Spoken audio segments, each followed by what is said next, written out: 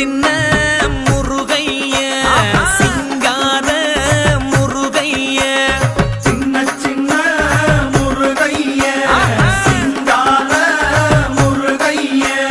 கொஞ்சி கொஞ்சி தமிழ் பேசும் செந்தில் வடிவேலனவ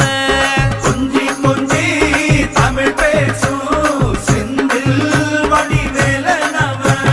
சின்ன சின்ன முருகைய சிங்கார முருகைய கொஞ்சி கொஞ்சி தமிழ் பேசும் செந்தில் வடிவேலனவ சுப்பிரமணிய சாமி என்பார் கார்த்திகேயன் என்பார்